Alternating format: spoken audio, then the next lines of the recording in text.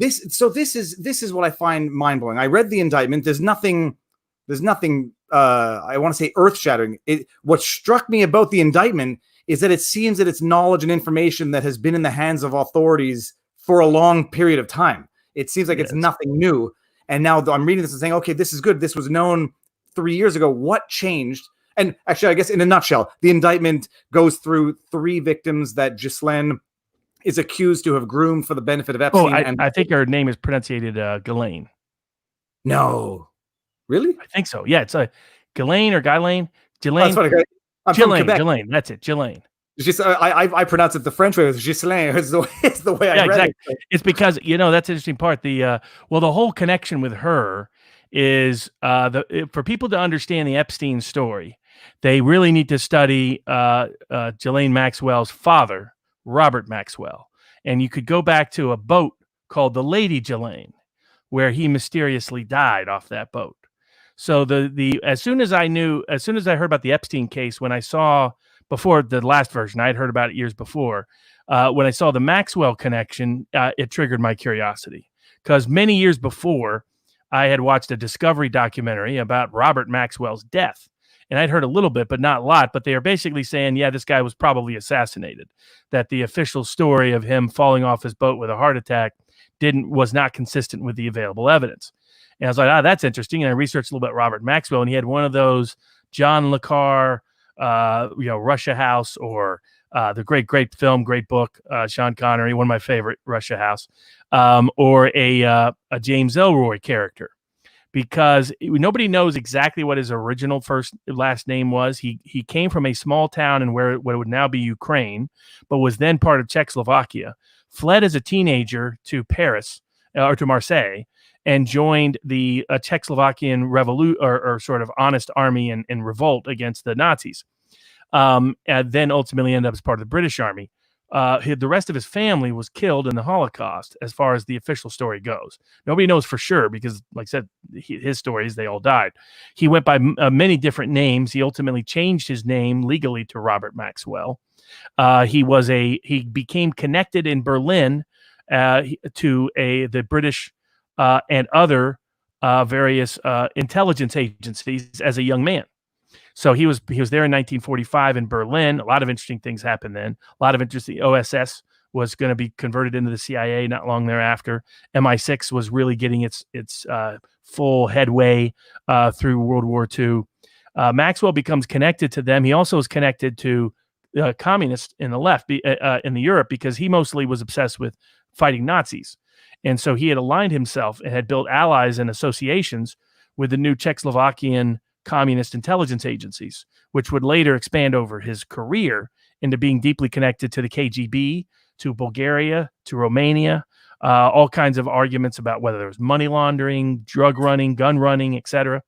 In 1948, he helped use his connections to the Czechoslovakian arms runners and the Czechoslovakian Communist Party to help arm Israel during the Arab-Israel war of 1948 that really put Israel on the map, was able to protect Israel. So from that point forward, he became tight with the Mossad. So here you have a guy who's tight, and he convinces, as a young man, MI6. If you read his biography or you read about his personality, it reads a lot like Epstein's. And that he's a great manipulator of people, particularly of people in power.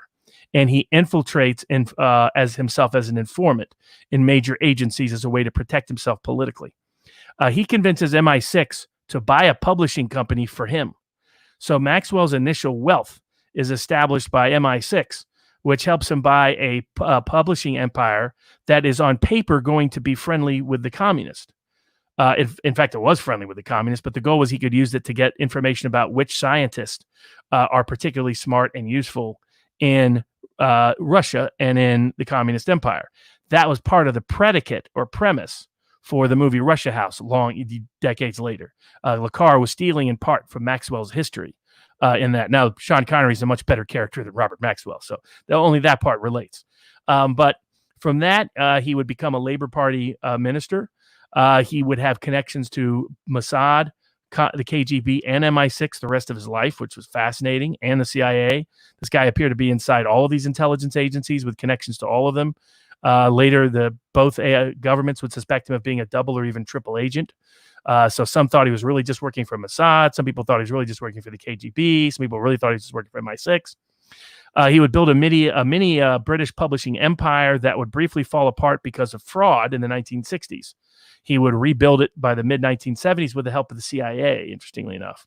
So he'd get back into business. The Cold War was a key profit source for him because of the connections he had. The official narrative of Maxwell is that he was borrowing too much money, ran into debt in the late 1980s, early 1990s, was getting exposed, went out, had a heart attack, fell off the side of his boat, died. My version of events is different.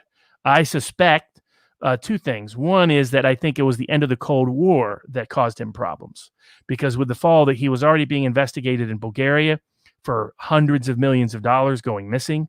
He'd created a bank in Bulgaria that was the main arms running bank in Bulgaria, different parts of the world.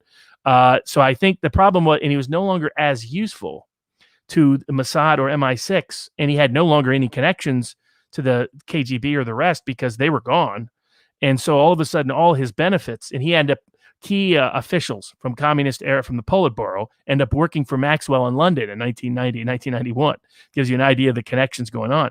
But I think he was trying to maintain his utility, his real source of his power.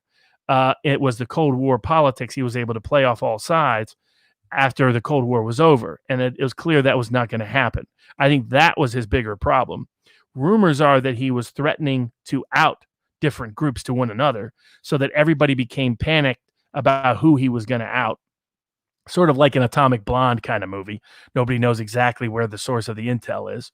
And the story that was later told was that he was kidnapped off of his yacht late at night by a yacht that was shadowing him. They took him back, they tortured him, and then dumped him in the water that night. And the story was consistent with the forensic evidence they later found. There was the sign of a needle hole behind the back of his ear, and the timing of the heart attack was inconsistent with where it appeared he also partially drowned, which meant they gave him something to cause a heart attack, but dumped him in the water before the heart attack had fully taken effect. And that's why this weird biological founding was taking place. The Maxwell empire would fall apart. Other people would take it over and cannibalize it. Well, his youngest daughter, his favorite daughter, the daughter he named his yacht that he died off of, is Ghislaine Maxwell. The stories were that Robert Maxwell introduced her to Epstein in the mid-1980s. But that story's never been confirmed. That's only been an ex-Israeli spy has said that. The official narrative is that Maxwell met him in the early 1990s, almost right after Robert Maxwell died.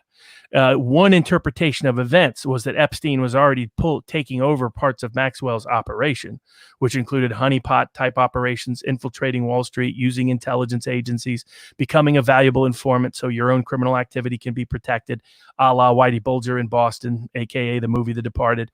And so that is one interpretation of events, and at least the highly unusual connection of Ghislaine Maxwell to Jeffrey Epstein and the timing that it occurred gives rise to suspicions in that degree. But she was the one with the connections more than Epstein. Epstein grew up a poor kid from Coney Island. Doesn't even goes to Cooper Union, drops out of Cooper Union. The Netflix series is pretty decent about him, but it stays away from all references to intelligence agencies, which I was curious what they would talk about. They do talk about the obvious fact he didn't kill himself. Two truths in life. Epstein didn't kill himself, and Sally Yates is corrupt, just for everybody to remember. Hey, you know what, Robert? On that note, I'm going to bring up this super chat that's been sitting here. Jason McConnell says, if Maxwell had any brains, she'd implicate Trump, guilty or not. That's her protected from the left, and Trump can't afford to have her die without looking guilty. The flip side to that is then she becomes an even greater target because her death would make Trump look guilty, Jason. But no doubt. Well, the other factor there is another side effect. So Epstein drops out of college, somehow shows up teaching at a prestigious private elite school in New York, the Dalton School. One of the key people at the Dalton School over different time periods was Bill Barr's father, the Attorney General's father. So, I mean, there's weird books written by his father. So there's another whole story there. Somehow he developed connections to get in there. Purportedly, he fraudulently did his resume so that his resume was fake, that he said he had degrees they didn't have. Hard to know. Whatever happened, somehow it's like, why did he go to teach at the Dalton School? All of that seems weird. He gets connected to high-end trustees who then place him at Bear Stearns in Wall Street.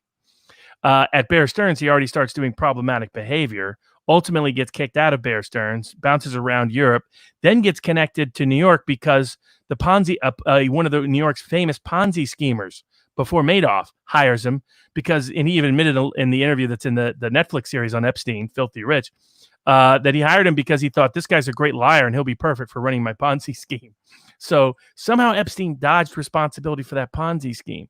So that's where he made some of his money. For the most part, nobody can figure out where he made his money, which has enhanced the suspicions about whether he was really doing a Maxwell type corporate fraud scheme combined with blackmail, combined with extortion, combined with illegal criminality. Maxwell himself was blackmailed by the Mossad, according to some allegations, but involved in a lot of honey traps of behavior that he was engaged in Israel, because they wanted to be able to keep a lock on him, because they wanted this guy who had these incredible connections to MI6 and KGB and Eastern European intelligence. The way he got a lot of his respect by the KGB is he would write nice books about KGB officials and East European dictators. Like he would say, "Why are you so popular here in your country?" That kind of craziness. So just weird, crazy life story, history connections. Nobody's been able to unravel the whole truth about the guy.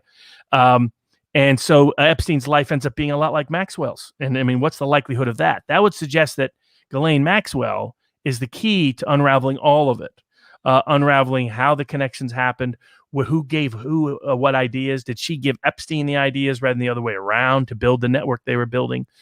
She was the social glue for Epstein to get access to the places he got access to.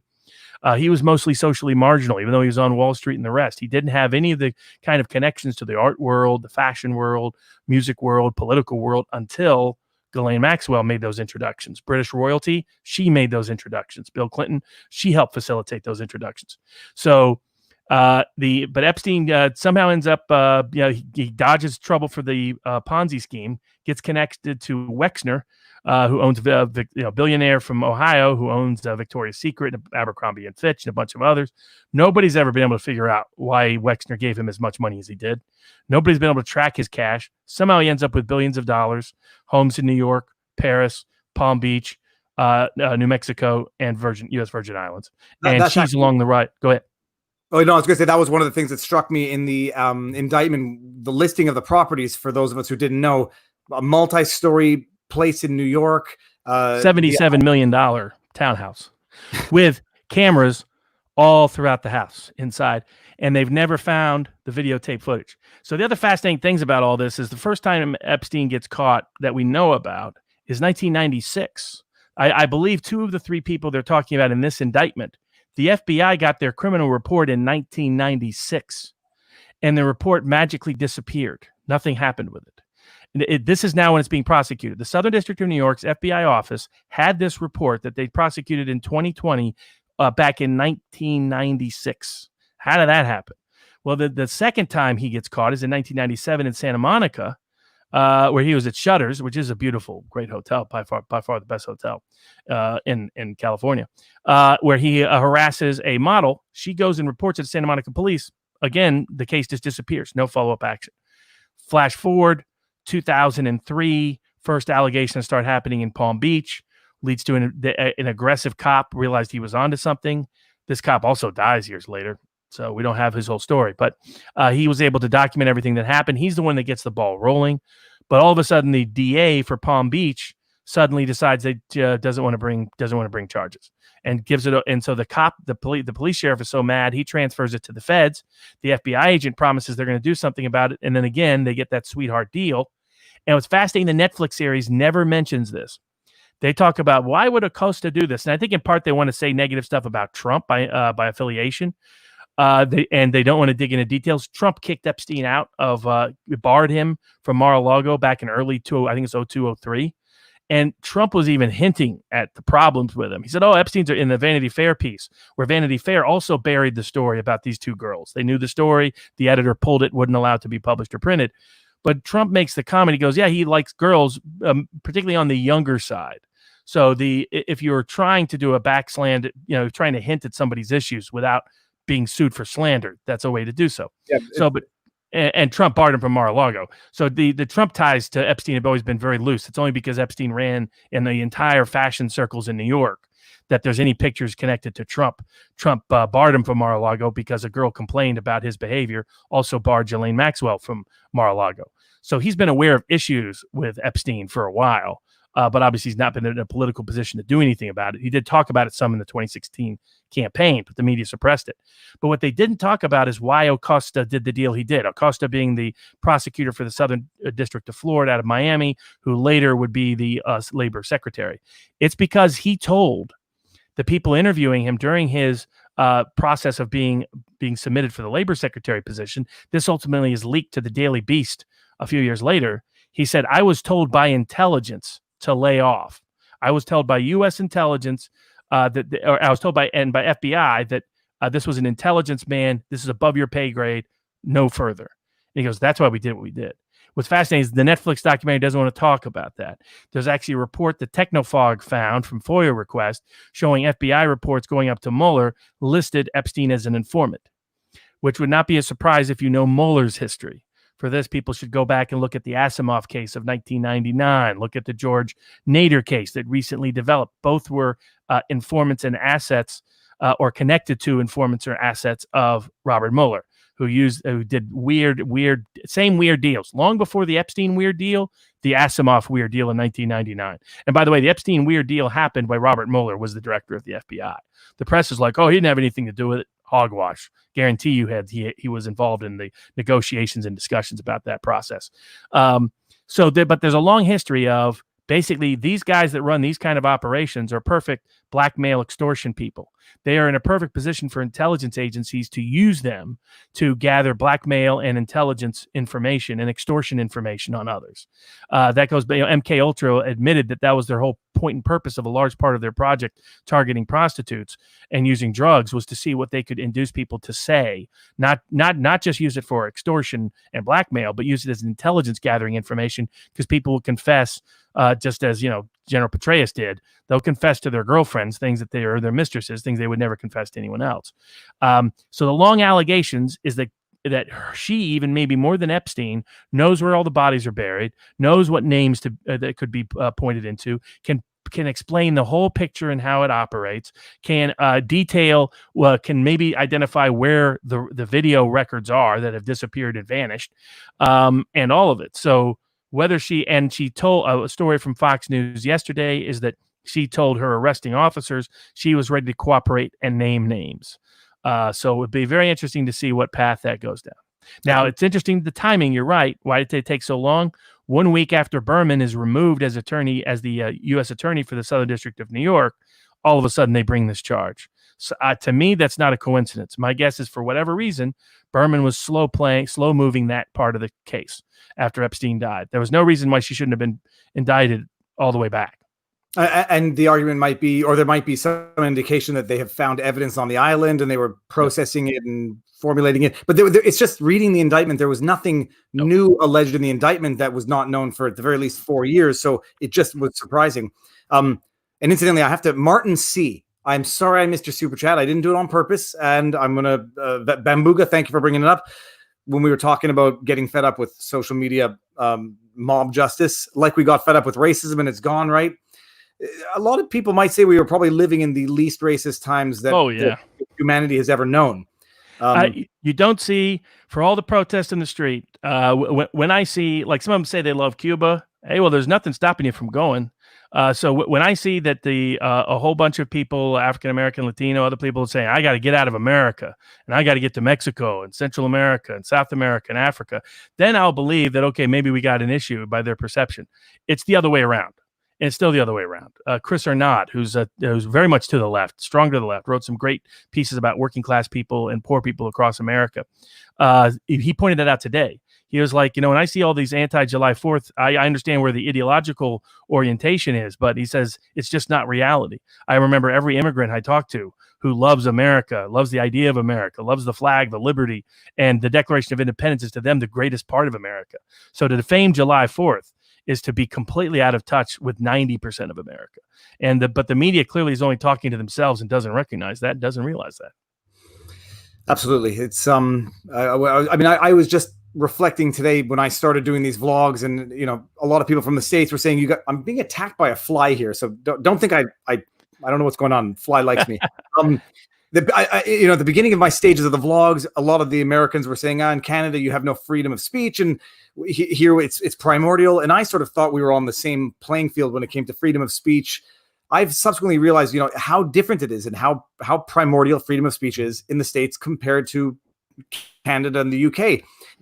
And the experiment of the American government, the Constitution, the context in which it was drafted, what things meant at the time, what America was fighting against in the global context in the 1700s.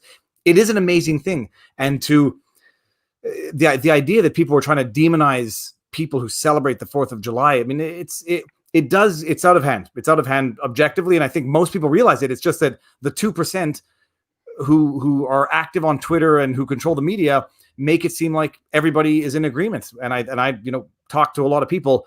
It doesn't seem that most people are. Well, I'm just waiting for CNN to say the Declaration of Independence was a dark and divisive statement. They've gone after Mount Rushmore in a way which would have been Babylon B material 4 years ago. No doubt.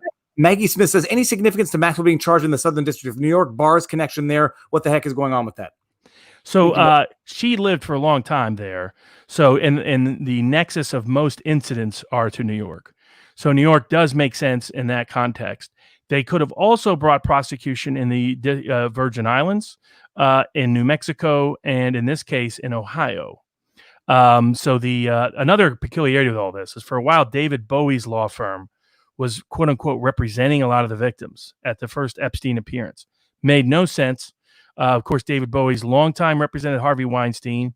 Harvey Weinstein was closely connected to Epstein. There was an incident involving a girl in Paris concerning Weinstein and Epstein. So how he ended up in the middle of this, he's David Bowie's close to the Clintons. I think Bill Clinton's been his client in the past. So now he's lately been kicked off the case due to conflicts of interest. But it's another one of the oddities. It seemed to me at time. There's allegations of the Netflix series against Dershowitz. I don't find those allegations credible right now. And now the thing with that is, I can tell you, for people who wonder, there was a legitimate factual basis they could create to build the appearance of a difficulty prosecuting the case initially, but not the New York part. The New York part, if you listen to those witnesses on Netflix, they were always lock solid. But your risk is, in a lot of these cases, what prosecutors and lawyers are used to is that your victims of abuse tend to have been victims of abuse in the past. Also, because of the abuse, sometimes have drug and other issues. They tend to be they can become broken people. And the consequence of that is they don't end up being the best witnesses. They tend to have, and they can have, fractured memories. So to give an example, I dealt with a case where someone accused Wesley Snipes of being the father of their child.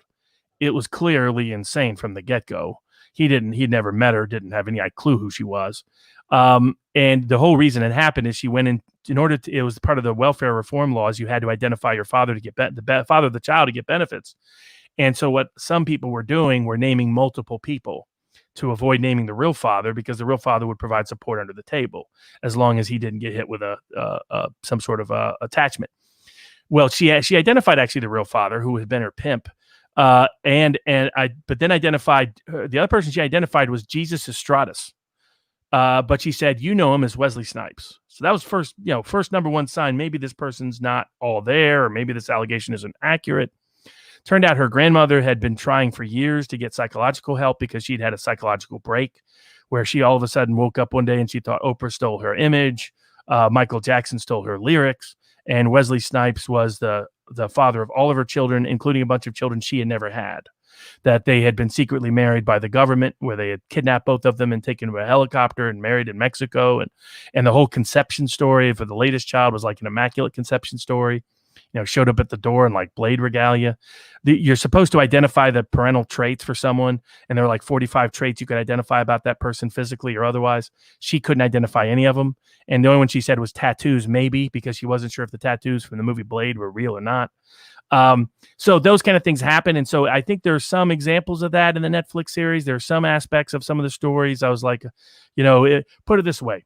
If I was part of the corrupt part of the machine, what I would try to do is get control of these clients, get control of these cases, pretend to be representing them. So to channel their accusations in a particular manner, promise them big funds either way, and then direct their accusations in ways that might become self-discrediting or at a minimum only cause harm to one particular group politically.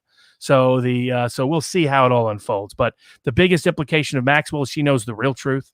She knows the whole truth. And if she tells the whole truth, it's going to be a mighty, mighty interesting story.